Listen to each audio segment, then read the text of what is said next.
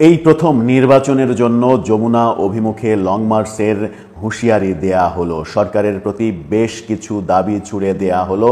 এই দাবিগুলো যদি সরকার না মানে তাহলে যমুনা অভিমুখে লং মার্চ করা হবে এবং সেই লং মার্চে লক্ষ লক্ষ জনতা অংশ নেবে।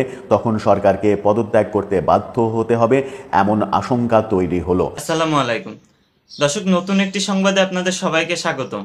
তো প্রিয় দর্শক, বর্তমানে বাংলাদেশে যে পরিস্থিতি চলছে তারই উপর ভিত্তি করে আপনাদের সামনে কিছু গুরুত্বপূর্ণ ভিডিও নিয়ে হাজির হয়েছে।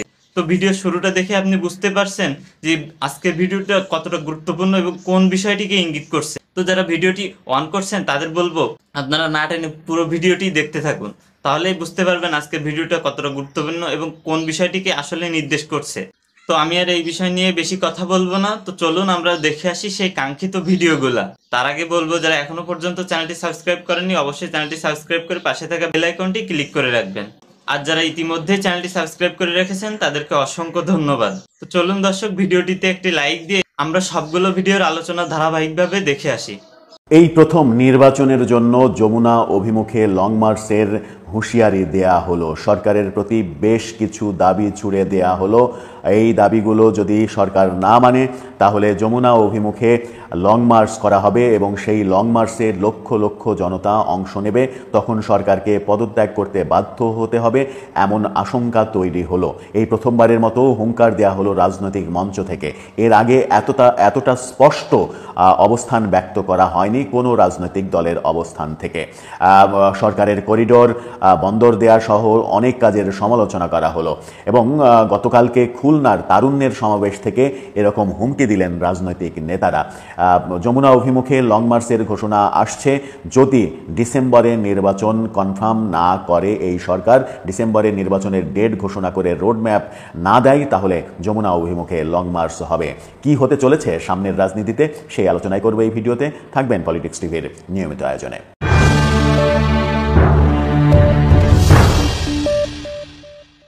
দর্শক, পলিটিক্স টিভির নিয়মিত ভিডিওগুলো স্পন্সর করছে প্রজাপতি.টিভি, নতুন ওটিটি প্ল্যাটফর্ম। আপনারা চাইলে ইউটিউবে, ফেসবুকে, ইনস্টাগ্রামে, টিকটকে দেখে নিতে পারেন। ডেসক্রিপশন বক্সে লিঙ্ক দেওয়া থাকবে, সেখান থেকেও আপনারা দেখে নিতে পারেন প্রজাপতির কার্যক্রম। বলছিলাম যমুনা অভিমুখে লং মার্চের কথা। গতকাল খুলনা থেকে এই হুঙ্কারটা দেওয়া হয়েছে। খুলনায় তারুণ্যের সমাবেশ হয়েছে, সেখান থেকে স্পষ্ট কিছু বার্তা দেওয়া হয়েছে।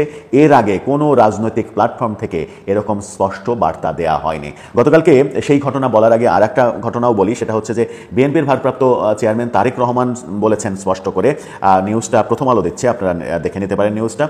সেখানে তিনি বলছেন গৃহযুদ্ধ কবলিত মিয়ানমারের রাখাইন রাজ্যের জন্য মানবিক করিডোর দেওয়া এবং চট্টগ্রাম বন্দরের কন্টেইনার টার্মিনাল বিদেশি কোম্পানির হাতে তুলে দেওয়ার বিষয়ে সিদ্ধান্ত নেওয়া অন্তর্বর্তীকালীন সরকারের কাজ নয়। এই কাজ নির্বাচিত সরকারের, এই কাজ করবে নির্বাচিত সরকার, সেই ঘোষণা তিনি দিয়েছেন।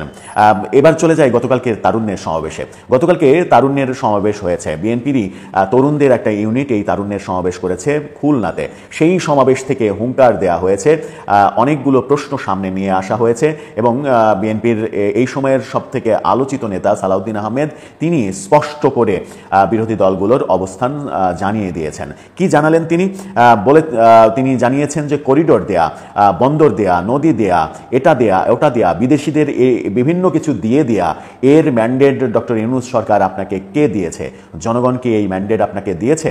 জনগণ আপনাকে একমাত্র যে ম্যান্ডেটটা দিয়েছে সেটা হচ্ছে নির্বাচন আয়োজন করা। আপনি সেই নির্বাচন আয়োজন করুন। যদি ডিসেম্বরের মধ্যে নির্বাচন আয়োজন করতে ব্যর্থ হন তাহলে যমুনা অভিমুখে লক্ষ লক্ষ জনতার লং মার্চ নিয়ে আমরা অগ্রসর হব। অর্থাৎ যমুনার আগে, এর আগে যে 100, 200, 500, 1000, 2000-এর কর্মসূচি আমরা দেখেছি, সেটাতে সীমাবদ্ধ থাকবে না। এবার লক্ষ লক্ষ মানুষ যমুনার সামনে যাবে। তাহলে কি পরিস্থিতি তৈরি হবে? তিনি আরও বলেছেন, তিনি যখন বলছেন ম্যান্ডেটের কথা, প্রাসঙ্গিকভাবে আরেকটা কথা চলে আসে। তিনি বলছেন কে আপনাকে এগুলো করার ম্যান্ডেট দিয়েছে? অথচ প্রধান উপদেষ্টার প্রেস সচিব যমুনা টেলিভিশনে এক সাক্ষাৎকারে বলেছেন জনগণ তাদের সব কিছু করার ম্যান্ডেট দিয়েছে। জনগণ তাদেরকে এভরিথিং A to Z যা ইচ্ছা তাই করার ম্যান্ডেট দিয়েছে। জনগণ সব থেকে বড় ম্যান্ডেট দিয়েছে সংস্কার করার ম্যান্ডেট, আর সংস্কার করার মধ্যেই নাকি সব কিছু পড়ে। সংস্কারের মধ্যে করিডোর পড়ে, সংস্কারের মধ্যে চট্টগ্রাম বন্দর দেয়া পড়ে, মংলা বন্দর দেয়া পড়ে, সব কিছু নাকি সংস্কারের মধ্যে পড়ে। সেটাই তিনি যমুনা টেলিভিশনকে একেবারে স্পষ্টভাবে বলার চেষ্টা করলেন, অবশ্য বলে তিনি ব্যাপক সমালোচনার মুখেও পড়েছেন। তাহলে ম্যান্ডেটের প্রশ্ন যখন তোলা হচ্ছে রাজনৈতিক দল থেকে, তখন শফিকুল আলম তিনি বলছেন ম্যান্ডেট সরকারকে জনগণ দিয়েছে যা ইচ্ছা তাই করার। আদতেও কি জনগণ তাদেরকে ম্যান্ডেট দিয়েছে যা ইচ্ছা তাই করার? প্রশ্নটা আসে। তারুণ্যের সমাবেশ থেকে প্রশ্ন তোলা হয়েছে জাতীয় নিরাপত্তা উপদেষ্টাকে নিয়ে। একজন বিদেশি নাগরিককে জাতীয় উপদেষ্টা বানানো হয়েছে। বিদেশি নাগরিকের কাছে বাংলাদেশের সেনাবাহিনী তাদের রিপোর্ট পেশ করবে, বাংলাদেশের সেনাবাহিনী কৈফিয়ত জারি করবে, এটা হতে পারে না। এটা স্পষ্ট করেছেন সালাউদ্দিন আহমেদ, এবং সেই তারুণ্যের সমাবেশ থেকে এতটা স্পষ্ট কথা এর আগে আমরা শুনি নাই। একেবারে স্পষ্ট করে বলা হয়েছে এই বিদেশি নাগরিককে সরান, দেশের সার্বভৌমত্ব বাঁচান।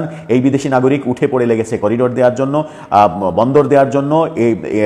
এটা বিদেশিদের চাল, বিদেশিদের দাসত্ব করার জন্যই তাকে নিয়ে আসা হয়েছে, এবং বিদেশিদের এজেন্ডা মানে এজেন্ট হিসেবে তিনি কাজ করছেন। বলা হয়েছে হয় তিনি নিজে থেকে পদত্যাগ করুন, অথবা তাকে সরিয়ে দেয়া হোক খুব দ্রুত, তাকে মেনে নেওয়া হবে না।